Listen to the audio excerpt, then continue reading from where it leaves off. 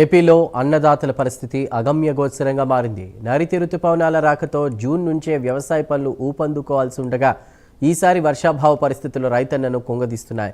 వానల కోసం ఎదురు చూస్తూ విత్తనాలు వేసిన రైతులకు అవస్థలు తప్పడం లేదు.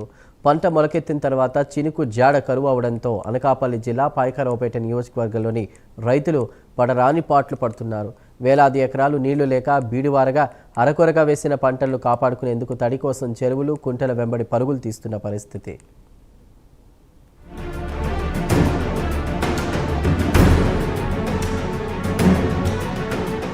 అనకాపల్లి జిల్లా పాయకరావుపేట నియోజకవర్గంలో మెజార్టీ ప్రజలకు వ్యవసాయమే ప్రధాన జీవనాధారం.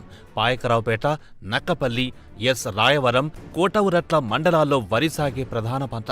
వ్యవసాయ శాఖ అధికారుల లెక్కల ప్రకారం ఈ ప్రాంతంలో సుమారు 25,862 ఎకరాల్లో 12,800 మంది రైతులు వరి పండిస్తున్నారు. సాధారణంగా నైరుతి రుతుపవనాల రాకతో సాగు పనులు ప్రారంభమవుతాయి. తొలకరి జల్లు పడగానే రైతులు పొలాల్లో విత్తనాలు చల్లి పంటపై ఆశలు పెట్టుకుంటారు. కానీ ఈసారి పరిస్థితి పూర్తిగా భిన్నంగా మారింది.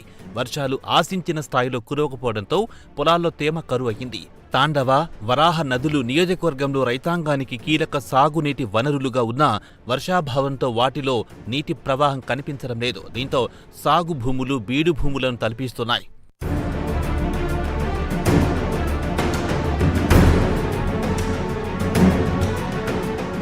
తొలకరిలో కురిసిన చిరు జల్లులను నమ్ముకుని కొందరు రైతులు సాగు పనులు మొదలెట్టారు. విత్తనాలు మొలకెత్తినా ఆ తర్వాత వరుణుడు ముఖం చాటేయడంతో పంటలు ఎండిపోయే దశకు చేరుకున్నాయి. చేతికొచ్చే పంటలను కాపాడుకునేందుకు రైతులు నానా తంటాలు పడుతున్నారు. బోర్లు, చెరువులు అందుబాటులో ఉన్న ప్రాంతాల్లో మోటార్ల ద్వారా నీటిని తోడి పొలాలకు అందిస్తున్నారు. నీటి వసతి లేని చోట ట్యాంకర్లను ఆశ్రయించి పంటలను కాపాడుకునే ప్రయత్నం చేస్తున్నారు.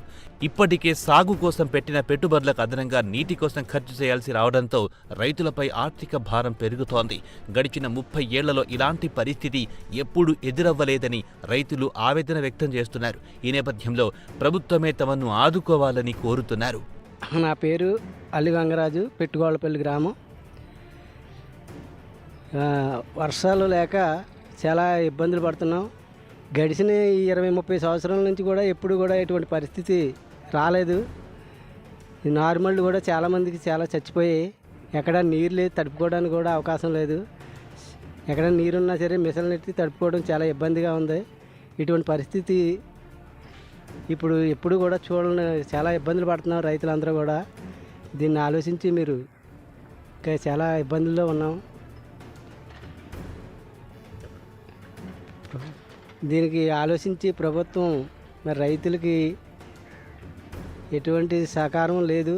మరి వర్షాధారం లేక చాలా ఇబ్బందులు పడుతున్నాం. మరి రైతులందరికీ కూడా తగిన సహాయ సహకారాలు అందించాలని కోరుకుంటున్నాం.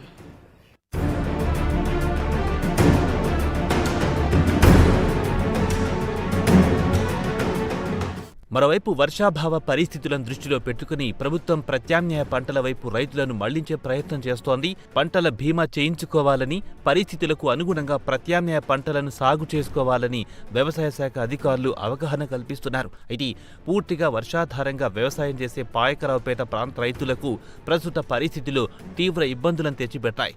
సాగు పనులు మందగించడంతో వ్యవసాయ కూలీలకు కూడా చేతి నిండా పని దొరకడం లేదు.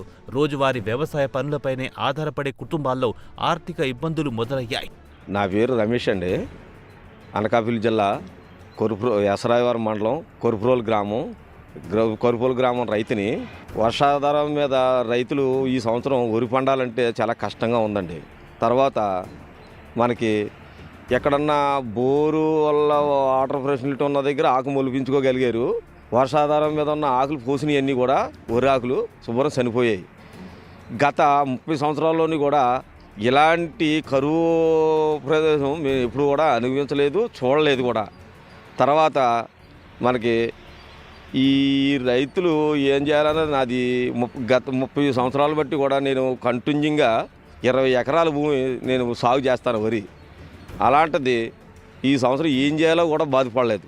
ఈ వర్షాధారం మీద మాకు ఏం చేయాలో, ఎలా ఉండాలో, విత్తనాలు వేసిన మొలలేదు, శుభ్రం ఎండకి చనిపోతున్నాయి, వర్షాలు కురలేదు.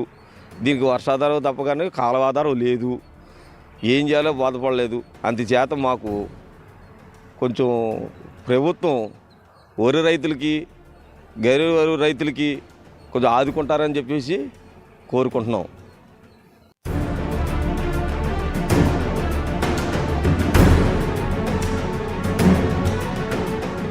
ఒకవైపు వర్షం కోసం ఎదురు చూపులు, మరోవైపు కళ్ల ముందే ఎండిపోతున్న పంటలు రైతన్నను తీవ్ర ఆందోళన గురి చేస్తున్నాయి.